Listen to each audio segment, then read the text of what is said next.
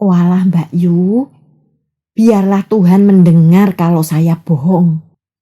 Sejak menikah sampai saat meninggalnya, Mas Taryadi tak pernah memberi apa-apa selain belanja bulanan yang itu pun tidak pernah cukup.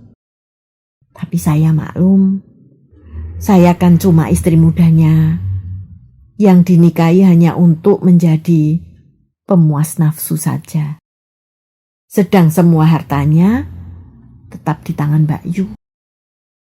Sampeyan jangan ngawur ya. Salamah menyela dengan marah. Sampeyan kira rumah dan semuanya ini pemberian Mas Taryadi?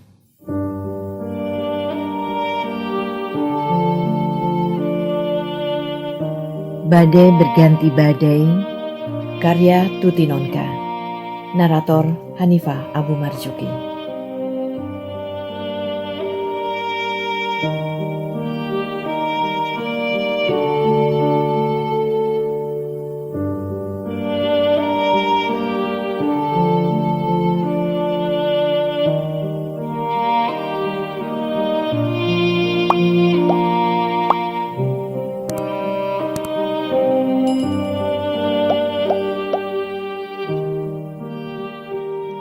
Salamah bertanya-tanya dalam hati, apakah sesungguhnya makna pernikahan bagi dirinya?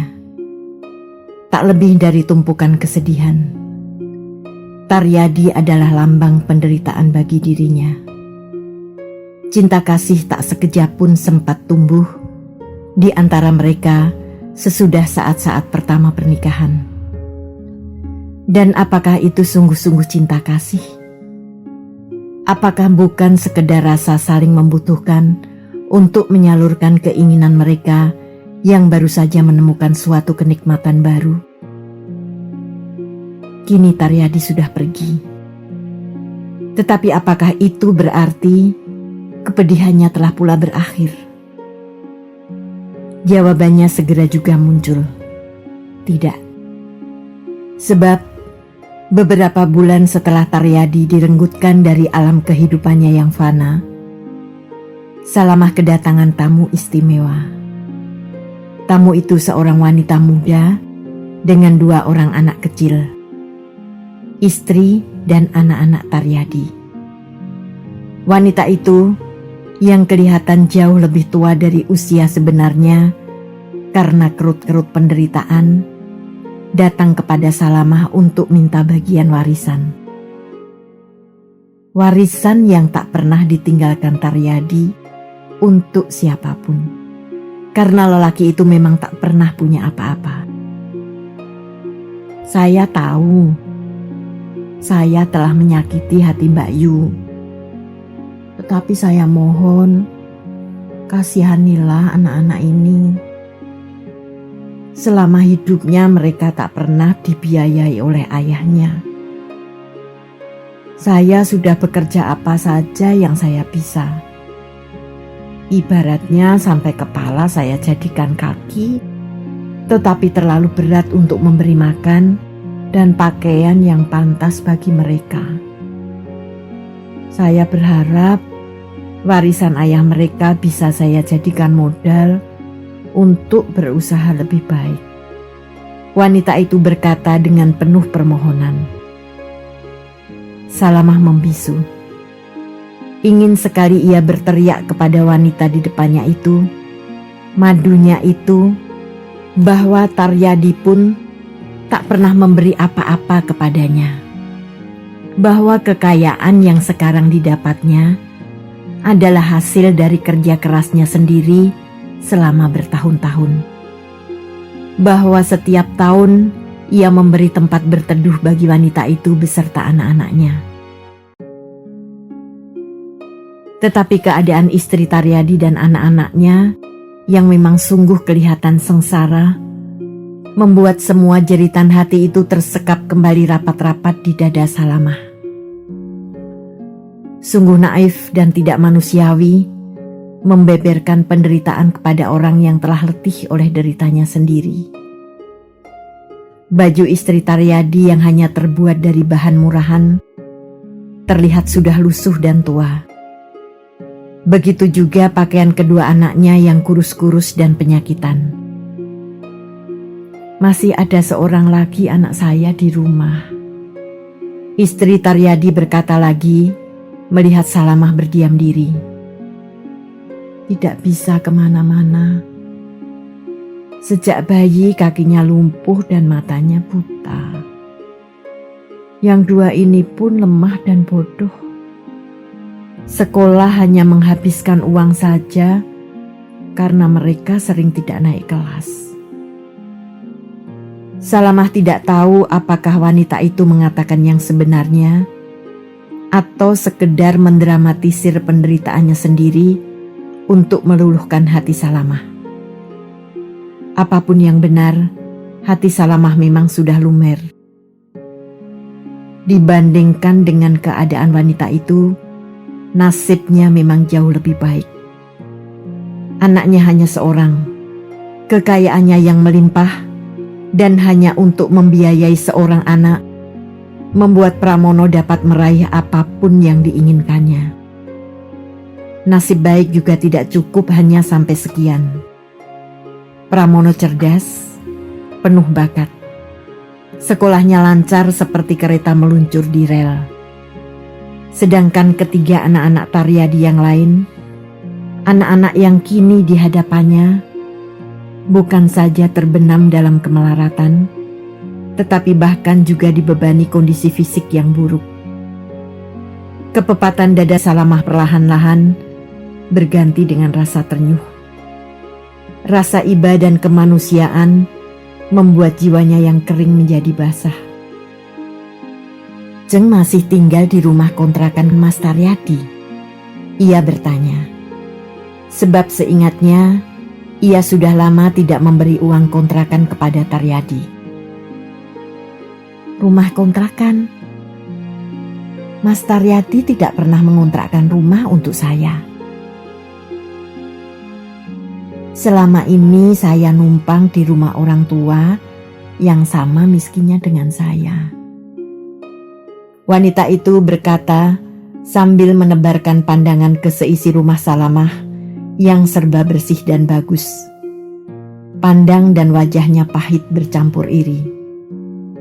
Salamah terhenyak. Sejenak tidak bisa bicara. Sungguh? Mas Taryadi tidak pernah mengontrakkan rumah untuk Jeng dan anak-anak? Ia bertanya hampir-hampir tak percaya. Walah Mbak Yu, biarlah Tuhan mendengar kalau saya bohong. Sejak menikah sampai saat meninggalnya, Mas Taryadi tak pernah memberi apa-apa selain belanja bulanan yang itu pun tidak pernah cukup. Tapi saya maklum, saya kan cuma istri mudanya yang dinikahi hanya untuk menjadi pemuas nafsu saja. Sedang semua hartanya tetap di tangan Mbak Yu.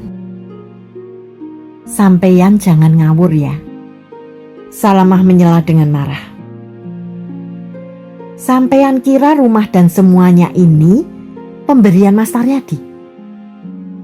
Supaya sampeyan tahu saja, Mas Taryadi tidak pernah memberi apa-apa kepada saya. Ini semua hasil kerja saya sendiri selama 20 tahun. Saya punya toko besar.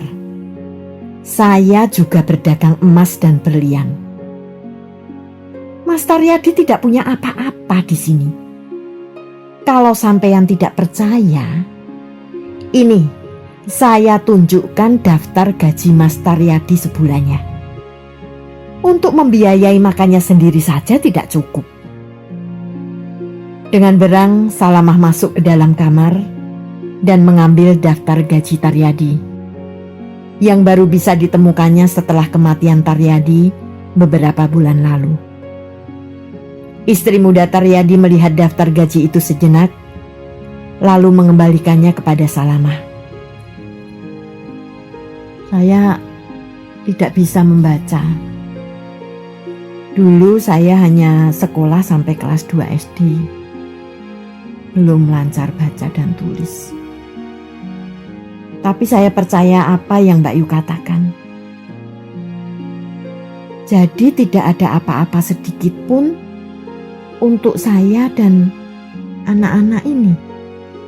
Istri Taryadi bertanya dengan memelas. Salamah menghela napas. Sekali lagi dipandangnya anak-anak yang kurus dan tidak sehat itu. Kemarahannya yang sebentar tadi meledak, perlahan-lahan surut kembali. Kalau toh bukan atas nama anak-anak Taryadi, anak-anak yang terlantar itu memang layak disantuni. Apalagi kini anak-anak itu menyandang status yatim, yang menurut ajaran agama menjadi kewajiban dan tanggung jawab sesama muslim yang dikaruniai harta berlebih. Setiap tahun saya memberi uang kepada Mas Taryadi untuk kontrakan rumah Jeng dan anak-anak. Saya tidak menyangka Mas Taryadi tidak menggunakan uang itu sebagaimana mestinya. Padahal jumlahnya tidak sedikit. Salamah berkata perlahan. Istri Taryadi melongo saja memandang Salamah. Ya sudahlah, dia toh sudah berurusan sendiri dengan Tuhan untuk segala perbuatannya di dunia. Tentang warisan untuk Jeng dan anak-anak Jeng, saya akan memberikan. Anggaplah sebagai bantuan saya untuk anak-anak ini. Tapi Jeng tidak bisa mengharap terlalu banyak. Karena seperti sudah Jeng ketahui, sesungguhnya Mas Taryadi tidak meninggalkan apa-apa untuk saya. Salamah membuka laci dalam lemari pakaiannya, tempat ia menyimpan segenap harta kekayaannya. Dihitungnya uang tunai 100.000 rupiah. Bersama seuntai kalung emas seberat 10 gram, diberikannya semua itu kepada istri Taryadi. Untuk masa itu, tahun 1973, nilai semuanya tidaklah sedikit. Pergunakanlah uang dan kalung ini dengan hati-hati, supaya tidak cepat habis begitu saja. Salamah berpesan. Terima kasih Mbak Yu, istri Taryadi berkata dengan gembira. Salamah memandang wanita itu pergi bersama kedua anaknya dengan perasaan puas. Untuk pertama kalinya, ia merasakan kepuasan batin yang nikmat karena memberi sesuatu kepada orang lain. Selama ini bukannya ia tidak pernah memberi kepada orang lain. Namun pemberian itu hanya ala kadarnya saja. Sekadar agar tidak dikatakan orang pelit. Sedang pemberian kepada istri Taryadi benar-benar keluar dari hati yang tulus dan dalam jumlah yang cukup berarti. Berbeda sekali rasanya. Dengan cara apa sekarang hidup mesti dijalani? 20 tahun Salamah hidup dengan pemberontakan terhadap penderitaan yang diberikan oleh Taryadi. 20 tahun ia hidup dengan bergulat melawan nasib buruk yang hendak menginjaknya ke dasar kehancuran.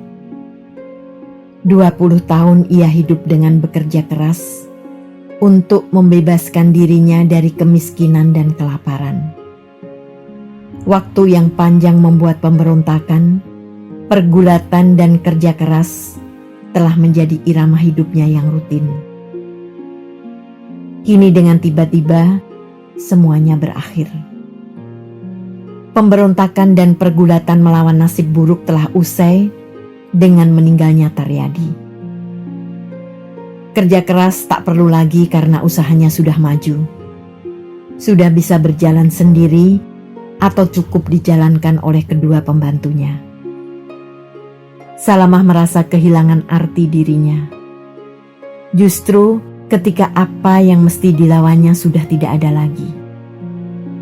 Ia tenggelam dalam rasa sepi yang tidak pernah dikenalnya. Pramono sibuk dengan kuliah, organisasi dan kawan-kawannya. Tidak ada waktu lagi untuk berbincang-bincang dengan ibunya, bahkan sekadar untuk duduk dengan tenang di rumah. Budi dan Agus sudah lulus dan bekerja di kota lain. Kamar-kamar di rumahnya sekarang kosong. Tak ada famili lain yang membutuhkan pondokan.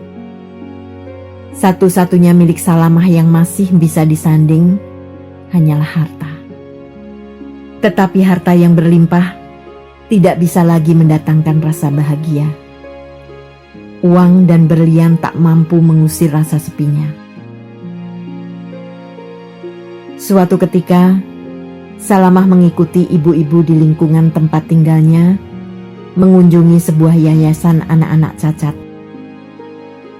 Yayasan itu menampung dan memelihara anak-anak yang menyandang cacat mental, baik yang berupa cacat bawaan sejak lahir maupun cacat yang disebabkan oleh kecelakaan. Keadaan di dalam yayasan sungguh menyentuh hati.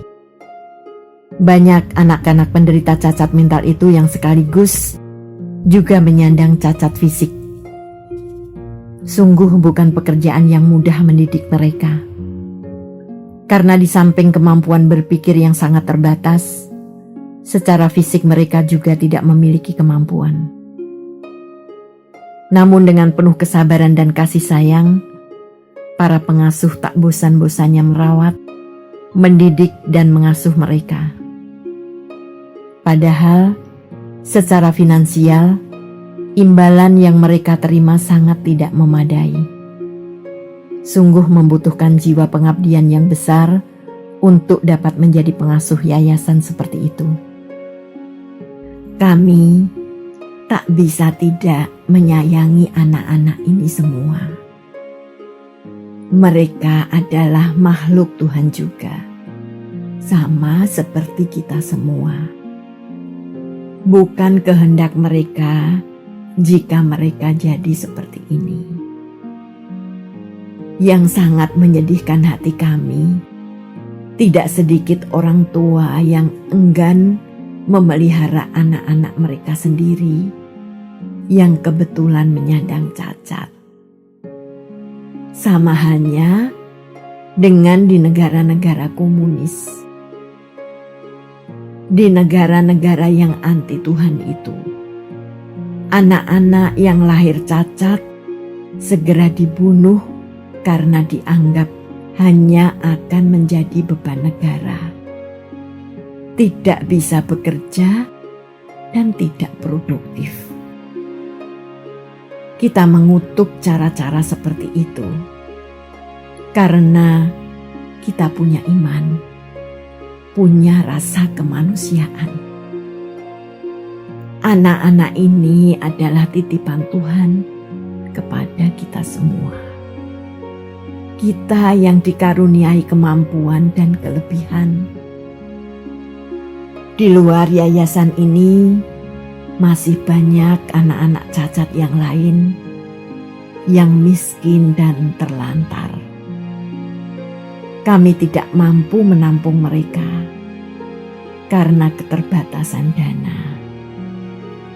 Yayasan ini bukan lembaga komersial dan tidak produktif, sehingga hidup anak-anak itu sepenuhnya tergantung kepada kemurahan hati para donatur yang alhamdulillah dengan tulus ikhlas selalu membantu kami. Pimpinan yayasan, seorang bapak tua berambut putih yang memiliki mata jernih dan wajah ramah, berbicara kepada ibu-ibu pengunjung yayasan. Salamah, yang baru saja menemukan nuansa batin yang baru dalam dunia ketuhanan, sangat terkesan oleh kata-kata bapak pimpinan yayasan. Serta-merta, ia mencatatkan diri sebagai donatur tetap tiap bulan dalam jumlah yang cukup besar.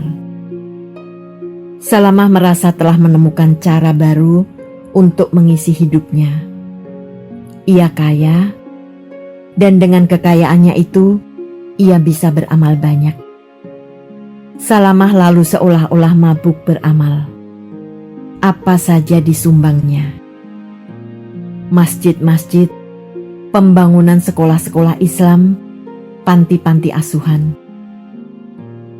Ia menjadi dermawan baru yang dipuji-puji dan dihormati orang. Puncak dari semangat keagamaannya adalah ketika ia memutuskan untuk menunaikan ibadah haji. Seluruh keluarga dan handetolan menyambut gembira niatnya untuk naik haji.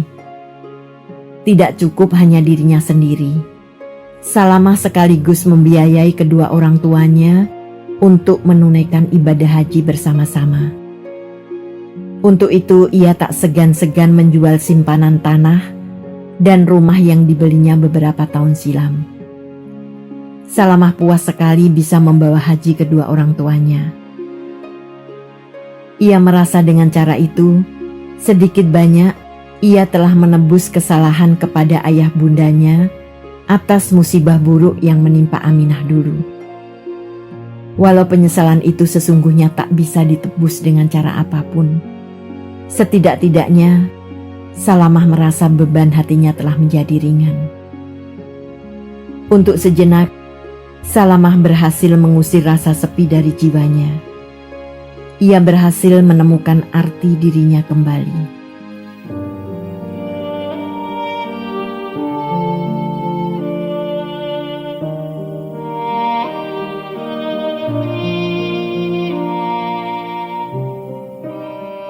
Terima kasih telah menikmati cerita ini. Tuliskan saran atau komentar di bawah untuk memperbaiki channel ini. Jangan lupa tekan tombol subscribe, like, and share.